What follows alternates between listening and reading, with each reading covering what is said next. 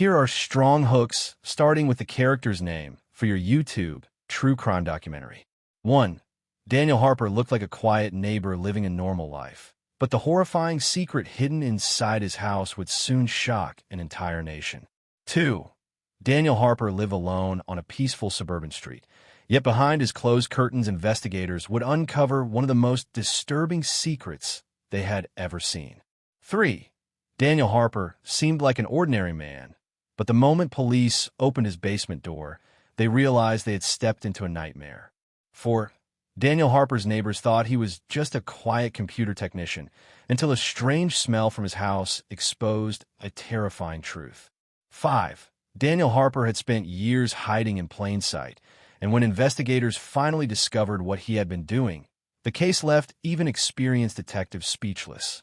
6. Daniel Harper rarely spoke to anyone in his neighborhood, but the chilling discovery inside his home would soon turn a quiet street into a national crime scene. 7. Daniel Harper appeared harmless to everyone around him, yet the evidence found inside his house revealed a dark secret no one could have imagined. 8. Daniel Harper thought his crimes would remain hidden forever, but one unexpected discovery would unravel everything. If you want, I can also give you asterisk character names list, asterisk thumbnail text, very viral, SEO description a hashtags, asterisk 25 keywords with commas for your YouTube video. The street looked like the kind of place where nothing bad ever happened. Small houses stood neatly beside each other with trimmed lawns, parked cars, and quiet sidewalks. In the early mornings, people left for work while others walked their dogs or watered their plants. Children sometimes played basketball in their driveways, and the sound of laughter often echoed through the neighborhood. It was calm, predictable, and safe. Among the residents lived a man named Daniel Harper. He had moved into the neighborhood about 4 years earlier. At first, nobody paid much attention to him. He seemed like just another quiet resident trying to live a peaceful life. He kept his yard clean, collected his mail regularly, and rarely made noise that might disturb anyone. But Daniel was different from most people on the street. He rarely spoke to neighbors and almost never invited visitors.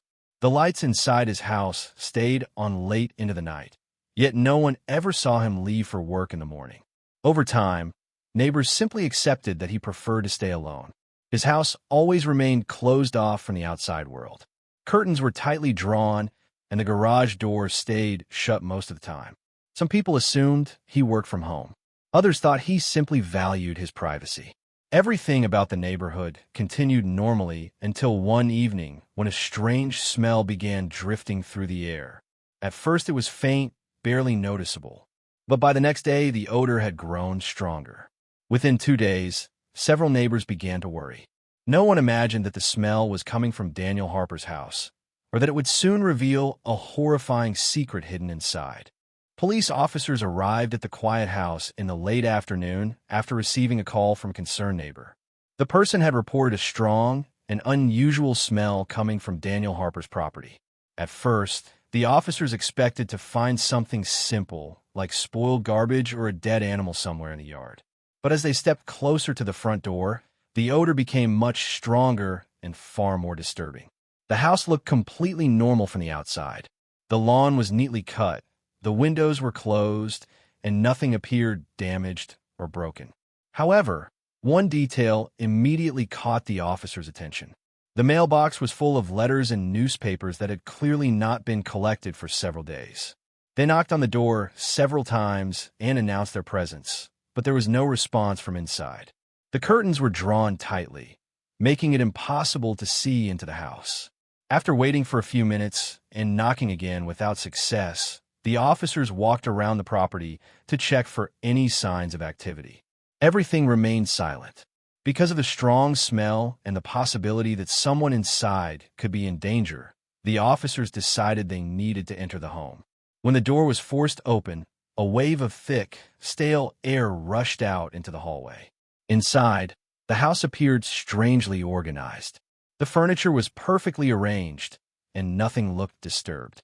Yet the terrible smell was even stronger indoors. As the officers moved slowly through the house, they followed the odor toward a closed basement door at the end of a narrow hallway. When they opened it, They immediately realized they had stepped into something far more serious than anyone had expected. As the investigation began, officers carefully searched every part of the basement. The discovery of human remains immediately changed the situation from a welfare check into a major criminal case. The entire house was sealed off, and forensic teams arrived to examine the scene in detail. Evidence markers quickly filled the basement floor as investigators documented every object they found. While the forensic team worked inside the house, detectives began reviewing missing persons reports from nearby cities and towns.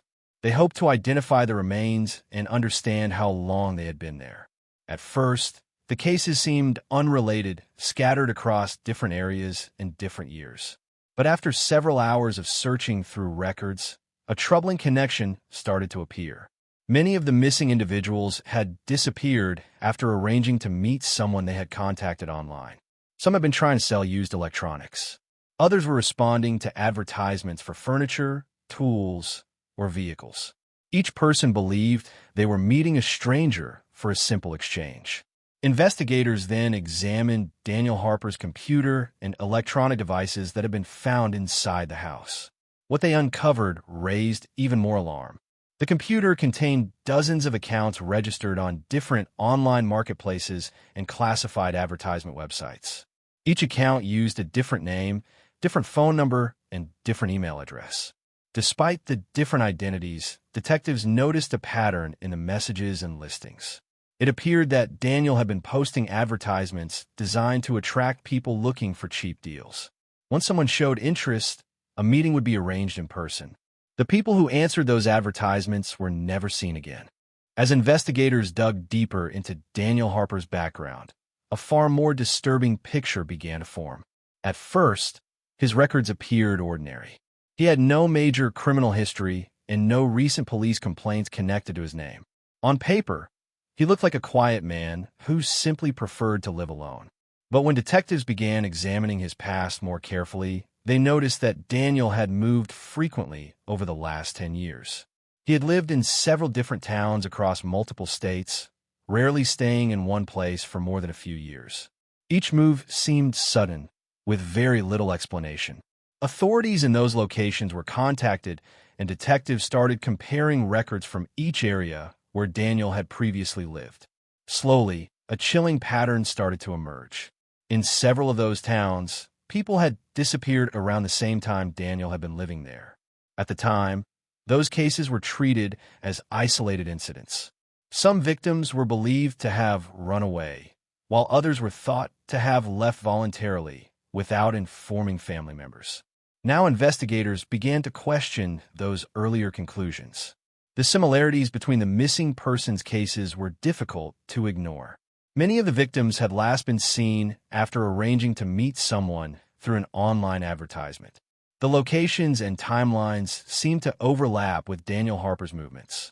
Detectives also learned that Daniel worked remotely as a computer technician, which allowed him to move from place to place without raising suspicion.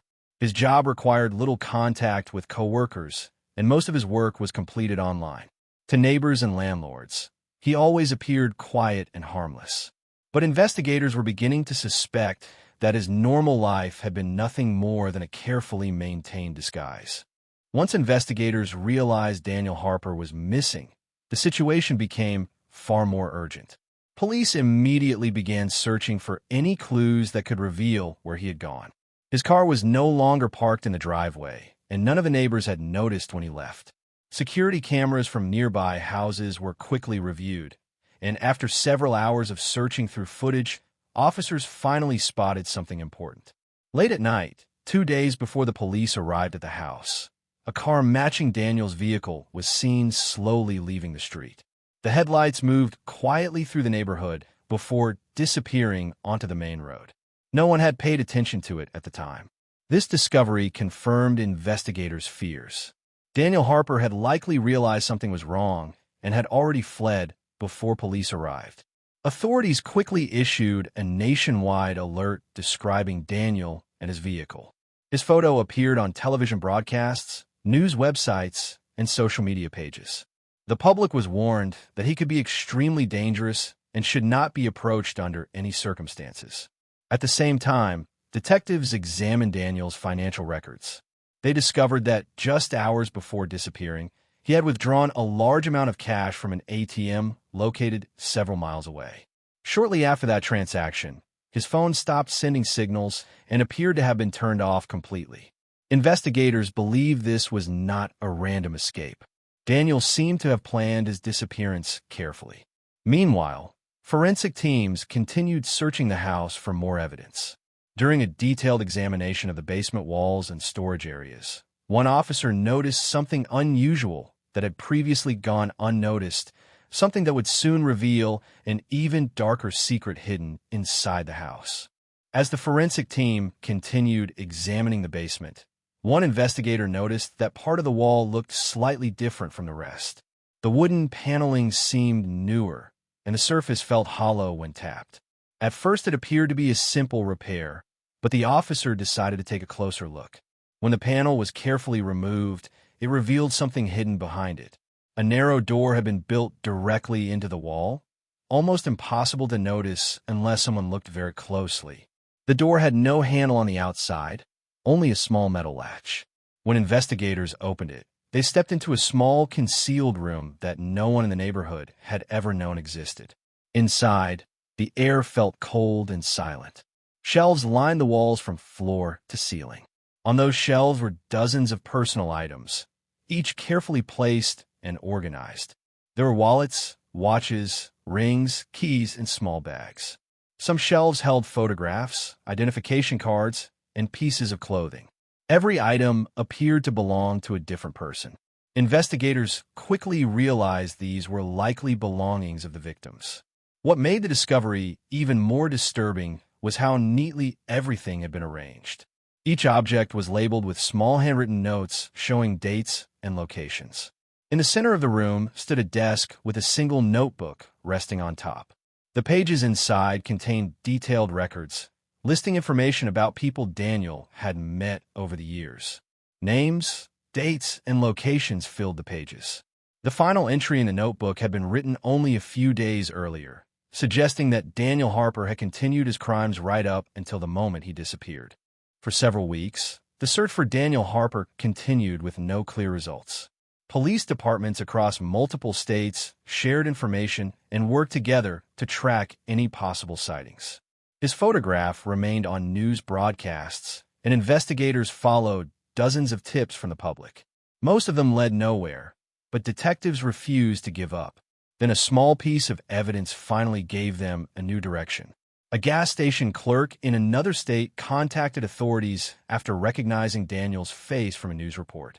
The clerk remembered a quiet man who had stopped late at night to buy fuel and a few supplies. The security cameras at the station had captured clear footage of the vehicle he was driving. When investigators reviewed the recording, they confirmed that the car matched the description of Daniel Harper's missing vehicle. The timestamp on the video showed that he had passed through the area only a few days after leaving his house. Police immediately began tracing the route he had taken after leaving the gas station. Highway cameras and traffic records helped investigators follow the vehicle's movements as it traveled through several rural roads far away from major cities. Eventually, the trail led them toward a remote wooded region where very few people lived. Authorities discovered that an old cabin stood deep within the forest, far from any nearby towns. The property had been abandoned for years and rarely appeared on maps or travel routes. Investigators believed this isolated location might have been chosen intentionally. Early the next morning, several police vehicles quietly surrounded the cabin, preparing to finally confront the man they had been searching for. As the first light of morning reached the forest, police officers slowly moved toward the isolated cabin. The area was silent except for the sound of wind moving through the trees. Investigators surrounded the building from every direction to make sure there was no possible escape. The cabin looked old and worn, with broken windows and a damaged roof. It appeared abandoned, but a car parked nearby immediately confirmed their suspicions. The vehicle matched the description of Daniel Harper's missing car. Officers approached the door carefully before forcing it open. Inside, The cabin was dark and quiet. Dust covered most of the furniture, suggesting the building had been empty for a long time. But in the center of the room, investigators found Daniel Harper lying on the floor. He was still alive, but barely conscious. Nearby, officers discovered an empty bottle that once contained a powerful poison. It became clear that Daniel had taken it shortly before the police arrived. Paramedics rushed inside and attempted to save him, but the poison had already done its damage. Within a short time, Daniel Harper died without ever revealing the full truth about his crimes. With his death, many questions remained unanswered. Investigators later confirmed that he had been responsible for several murders across different states. However, experts believe the number of victims may have been far higher than what was discovered. The house on the quiet suburban street was eventually demolished, but the memory of what was found inside never disappeared. For the investigators who worked the case, it remained one of the most chilling and disturbing mysteries they had ever encountered.